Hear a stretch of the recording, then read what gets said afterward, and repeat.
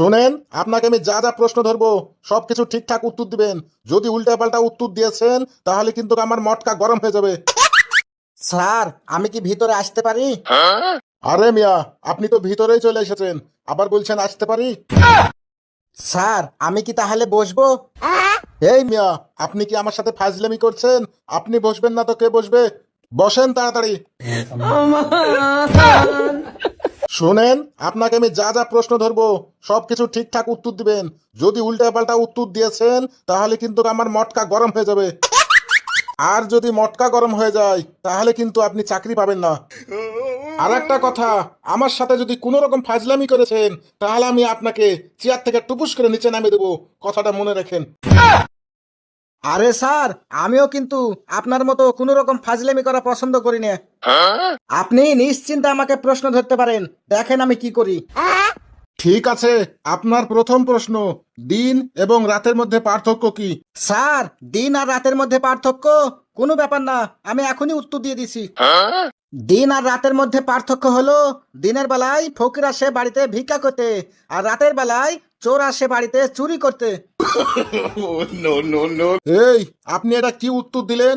আপনাকে না আমি আগেই বলেছি আমার সাথে কোনো রকম ফাজলামি করবেন না। শোনেন স্যার, আমি কিন্তু প্র্যাকটিক্যালি উত্তর দিয়েছি। আমার বাড়িতে এরকম ঘটনা ঘটেছে বলেই কিন্তু আপনাকে আমি বললাম। ও, তাই নাকি? তাহলে আপনি দ্বিতীয় প্রশ্নের উত্তর দেন। আচ্ছা বলেন তো, মাছ আর মাংসের মধ্যে পার্থক্য কি? স্যার, মাছ আর মাংসের মধ্যে পার্থক্য হলো, মাছের লেগ পিস হয় না, কিন্তু মাংসের লেগ পিস হয়।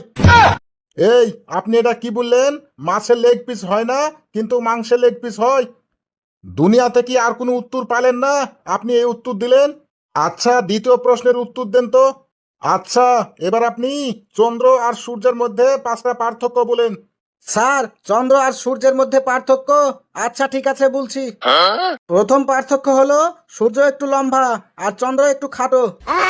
আর 2 নম্বর পার্থক্য হলো, সূর্য একটু ফর্সা আর চন্দ্র একটু কালো। আর 3 নম্বর পার্থক্য হলো, সূর্য মাংস খেতে ভালোবাসে আর চন্দ্র মাছ খেতে ভালোবাসে। 4 নম্বর পার্থক্য হলো, সূর্য খুব ভালো ফুটবল খেলে আর চন্দ্র খুব ভালো ক্রিকেট খেলে। সর্বশেষ 5 নম্বর হলো, সূর্য ক্লাস 10-এ পড়ে আর চন্দ্র ক্লাস 6-এ পড়ে। এই, আপনি এগুলা কি বললেন গো? কেন স্যার, সূর্য আর চন্দ্রের মধ্যে পার্থক্য বললাম। সূর্য মাংস খেতে ভালোবাসে, চন্দ্র মাছ খেতে ভালোবাসে। সূর্য ফুটবল খুব ভালো খেলে, চন্দ্র ক্রিকেট খুব ভালো খেলে। এই সব উত্তর আপনি কোথায় পেয়েছেন গো? স্যার, আমার বড় চাচার 2 ছেলে, বড় ছেলের নাম সূর্য আর ছোট ছেলের নাম চন্দ্র, আমি ওদের কথাই বললাম। এই শুনেন, আপনি যদি এরকম ভুলভাল উত্তর দেন আপনি তো কোনোদিনই চাকরি পাবেন না। শুনেন স্যার, আমি কখনো মিথ্যা কথা বলা পছন্দ করি না। আপনার যদি বিশ্বাস না হয় তাহলে আপনি আমার বড় চাচার বাড়িতে যেয়ে দেখতে পারেন।